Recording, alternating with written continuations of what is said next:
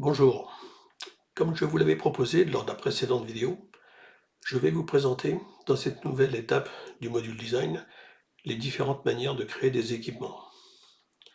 Sur cette image, vous pouvez voir deux skids avec chacun deux pompes centrifuges et sur la gauche, 4 réservoirs de stockage aussi découpés en deux skids.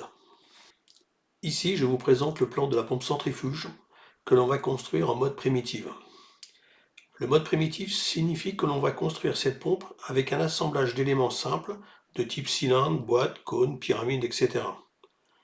Maintenant, on peut voir le plan du réservoir que l'on va générer avec le mode dit standard.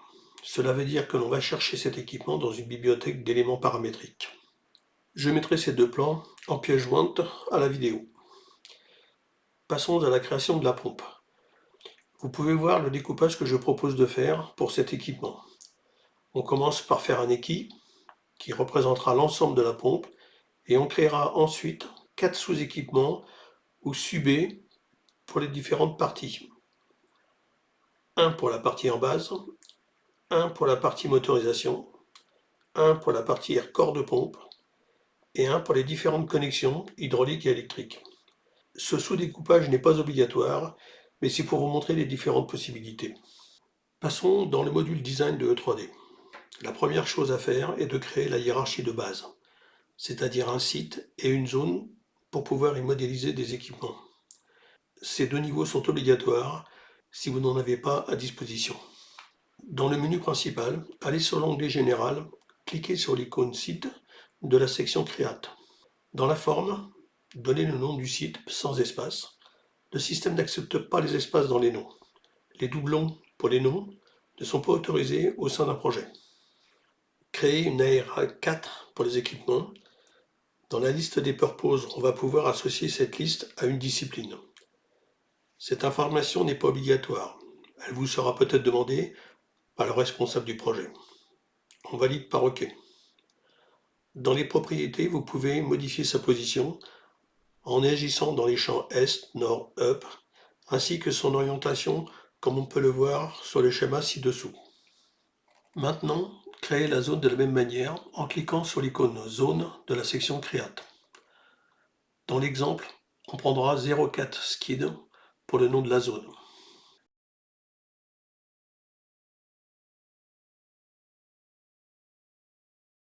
Changez de discipline en sélectionnant Équipement dans la liste en haut à gauche du menu. Cela fera apparaître l'onglet Équipement dans le menu et le sélectionnera. Dans ce menu, sélectionnez Équipement dans la partie Create. Donnez un nom à l'équipement. Donnez sa position si vous la connaissez. Attention, cette position par défaut sera donnée par rapport à l'origine du projet. C'est pour cela que l'on voit /étoile dans le champ WRT. Remplir les champs dans la section Attributes de la forme en fonction des informations que vous avez. Il est très fortement conseillé de remplir le champ Description, cela vous permettra de sortir des rapports avec le maximum d'informations.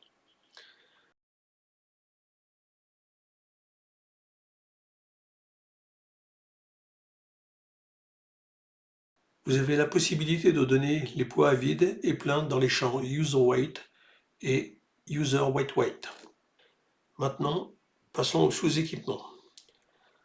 Dans la liste, sous le bouton Équipement de la section Create, choisir Sub-Equipment.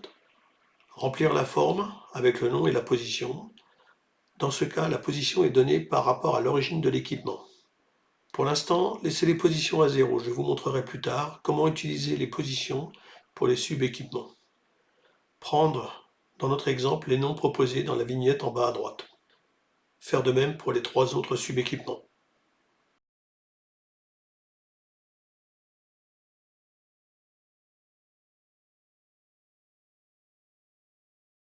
Ensuite, je peux recréer un nouvel Explorer que je peux positionner à l'endroit que je veux dans l'interface. Pour cela, je fais un bouton droit sur l'objet Site et je crée un New Explorer.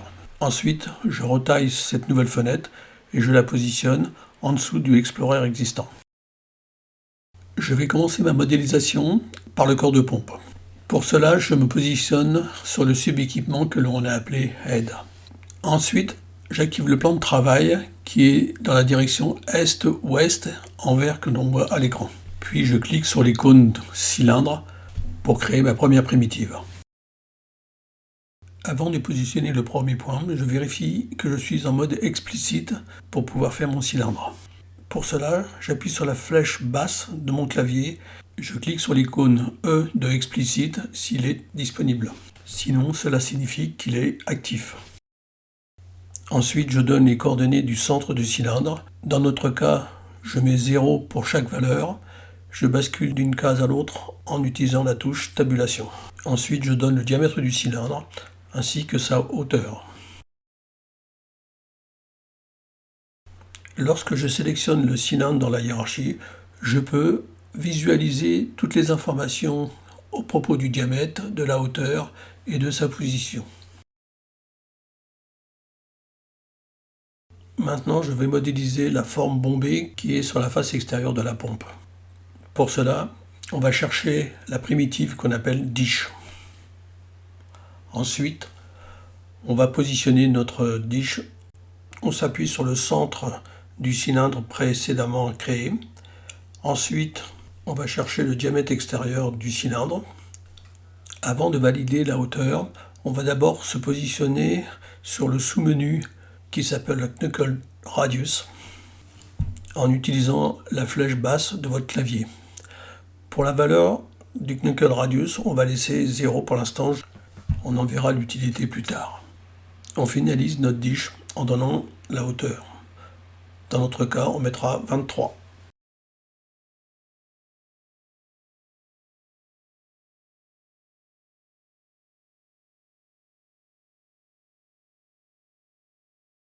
Revenons sur la propriété de radius de notre dish.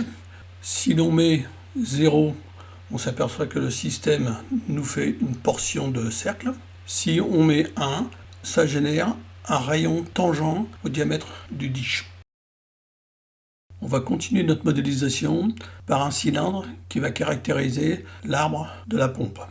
Pour cela, on sélectionne le centre de la face extérieure du premier cylindre. Ensuite, on bascule dans le sous-menu pour se mettre en mode centre. Après, on donne le diamètre du cylindre, la longueur pour finir.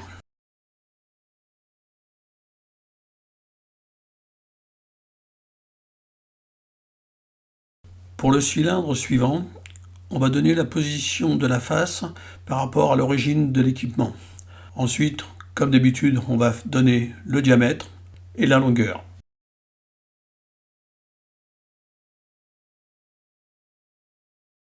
Pour le dernier cylindre de ce sous-équipement, je vais vous montrer deux méthodes pour faire une copie du dernier créé.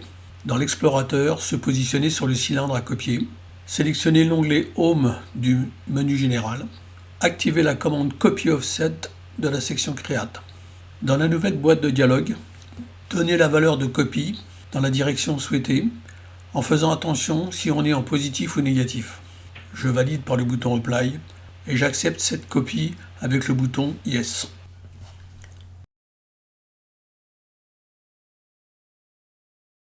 Un petit CTRL Z pour annuler la dernière commande de copie. Maintenant, passons à la deuxième méthode. Je fais un double-clic sur le cylindre à copier pour sélectionner l'équipement. Un autre double-clic sélectionne le sous-équipement. Et enfin, un dernier double-clic pour sélectionner le cylindre qui va être copié. Ce dernier apparaît avec ses poignées de manipulation.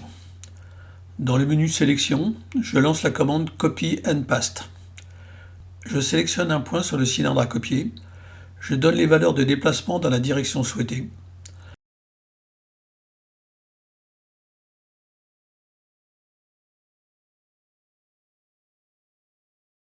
Ensuite, j'appuie sur la touche Échappe pour stopper la commande de copie. Le sous-équipement est maintenant terminé.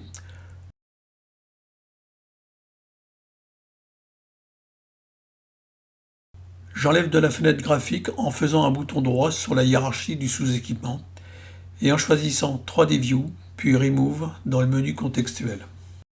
Maintenant, je vais modéliser la partie moteur de notre pompe. Dans l'Explorer, je me positionne sur le sous-équipement du moteur. Je crée en premier un cylindre en mode explicite de diamètre 320 et d'une hauteur de 560 que je laisse à la position 0.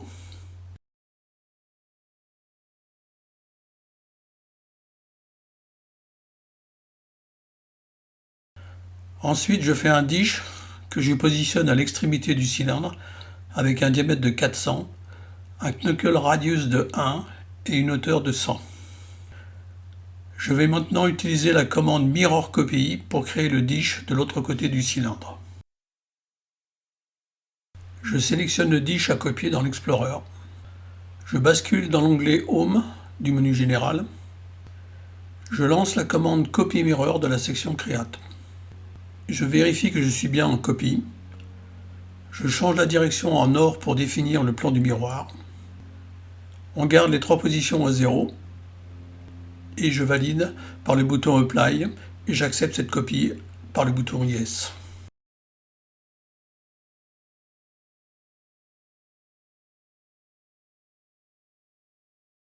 À présent, je vais modéliser les ailettes du bloc moteur. Je choisis la Primitive Box dans le menu Create. J'active le mode explicite dans le sous-menu. Je positionne le centre de la boîte à Est 0, Nord 0 et Up 170. Je donne les valeurs de 10 pour X, 60 pour Y et 560 pour la longueur Z, où je sélectionne la face intérieure du dish. Pour finaliser les ailettes du bloc moteur, je vais faire une copie rotate de la dernière box créée. Je bascule dans l'onglet Home du menu général. Je lance la commande Copy Rotation de la section Create. Dans la nouvelle forme, j'informe le nombre de copies que je souhaite, 35 dans notre cas. Je donne l'angle de rotation de chaque copie, 10 degrés. Je définis la direction de l'axe autour duquel les copies vont se faire. On va donner nord pour nos ailettes. On garde toutes les positions à 0 et je valide par le bouton Apply et j'accepte les copies par le bouton Yes.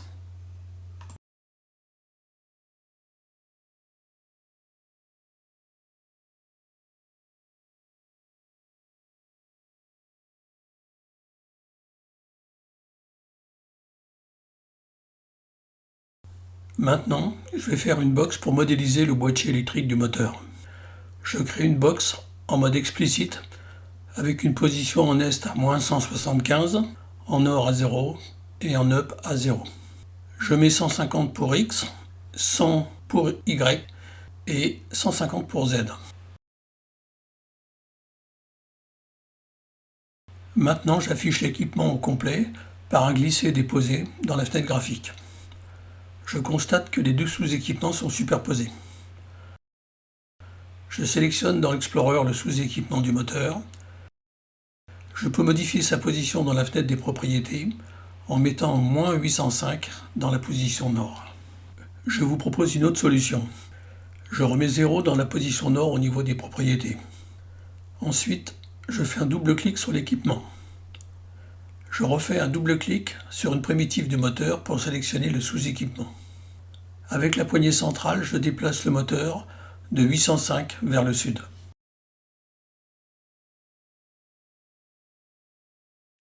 Passons aux éléments parmi les plus importants de l'équipement. Je vais définir les tubulures pour les connexions de tuyauterie et les connecteurs électriques pour les arrivées de câbles.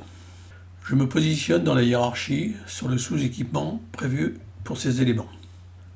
Dans l'onglet Équipement, je sélectionne l'icône Nozzle dans la section Create. On va commencer par la tubulure d'entrée en diamètre 80. Dans la nouvelle forme, j'informe le nom de la tubulure.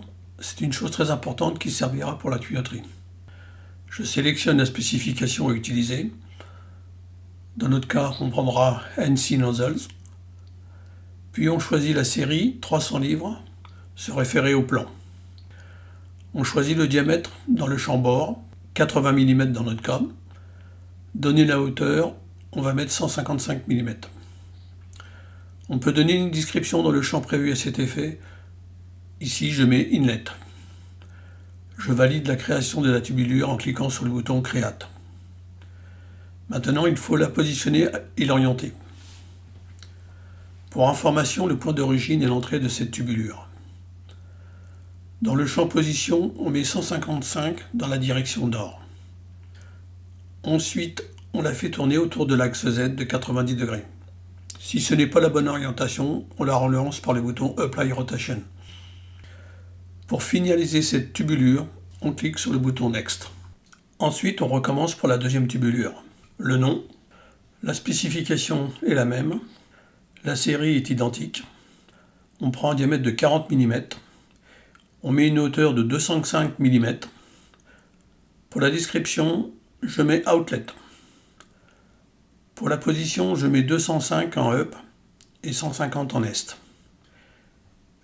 Et pour finir, je fais tourner de 90 degrés autour de l'axe Y. Je valide par le bouton Next et je ferme la forme des nozzles.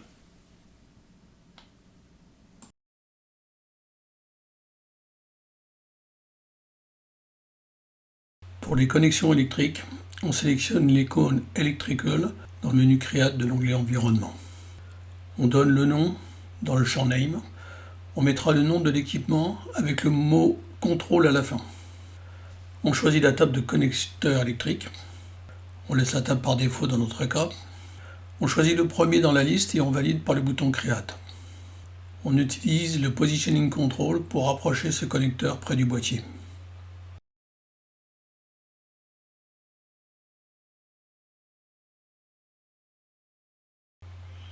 Ensuite, on donne la bonne position dans les champs Est, Nord, Up. On finalise par le bouton Next. Avec cette forme, on ne peut pas orienter cet élément. On ferme la forme par la croix.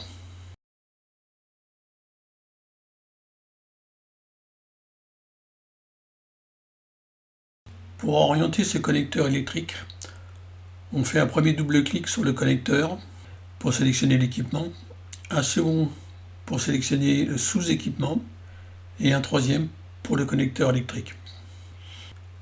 Avec les poignées de rotation, on le fait tourner dans la bonne orientation.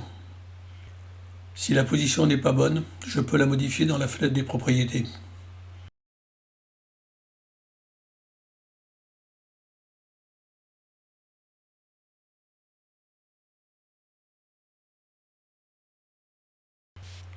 Pour le second connecteur, je fais un copy offset avec un déplacement de 130 mm dans la direction Y. Je n'oublie pas de donner un nom à ce connecteur dans la fenêtre des propriétés.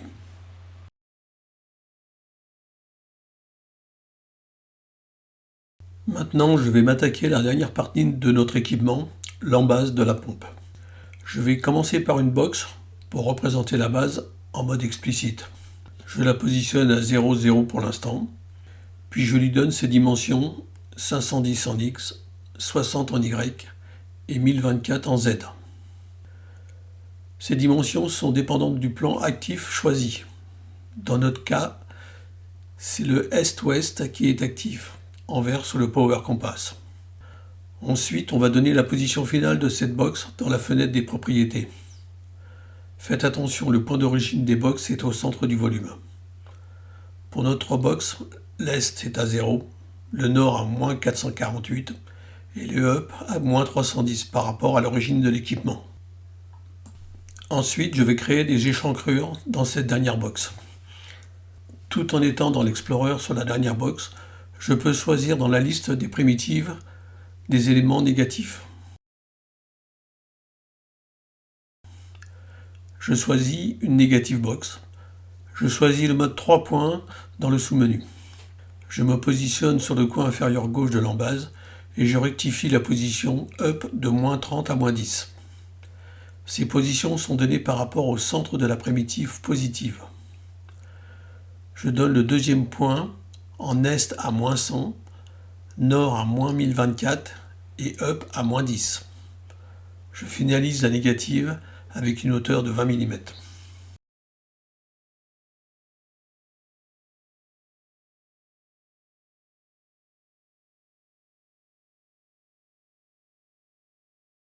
Pour la deuxième échancrure, je vais faire un copie miroir de la première. Je me positionne sur la N-Box dans l'Explorer et je choisis Copy Mirror dans le menu Create de l'onglet Home. Je change le plan de miroir par Est, je valide par Apply et retiens la copie sur le bouton Yes. Je continue par une box qui sera une partie du support de la pompe.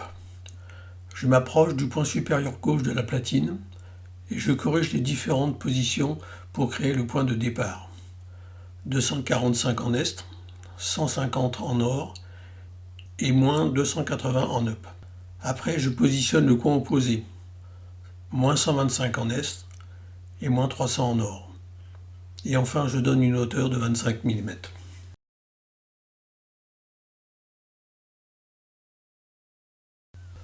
Je vais continuer mon support en créant une nouvelle primitive de type pyramide. Je positionne le centre de la base à est 145, nord 0 et le up à moins 255. Je mets 20 mm pour la valeur de x et 250 pour y.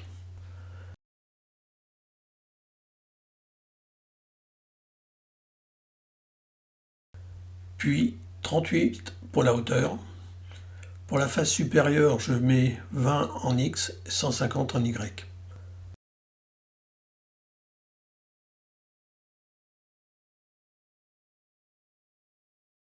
Pour l'offset, je mets moins 40 en U et 0 en V.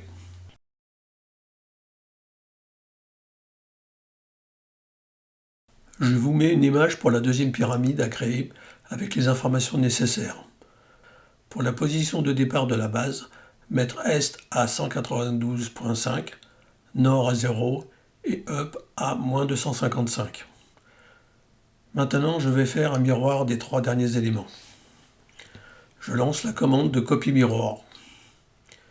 Dans la forme, je définis le plan de miroir à est.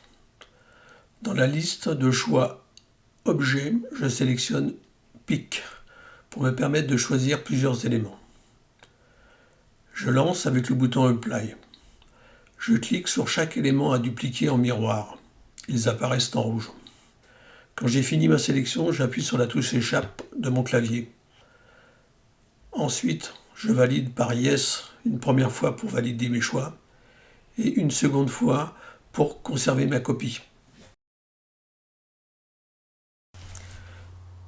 Je vous mets les images des primitives restantes à créer pour la pompe avec leurs propriétés dans la fenêtre prévue à cet effet. Pour le support arrière, sous le moteur, reportez-vous au plan pour avoir toutes les informations. Ayez en tête que le but de cette modélisation est de créer un volume représentatif de l'équipement sans tomber dans l'excès de détails. N'hésitez pas à m'envoyer vos questions si les choses restent floues dans votre esprit. Cela me permettra de faire évoluer mes vidéos. Dans la deuxième partie, sur la création d'équipements, on parlera des équipements standards et du positionnement des équipements au sein d'un projet. En espérant que cette vidéo vous a plu, et je vous dis à bientôt.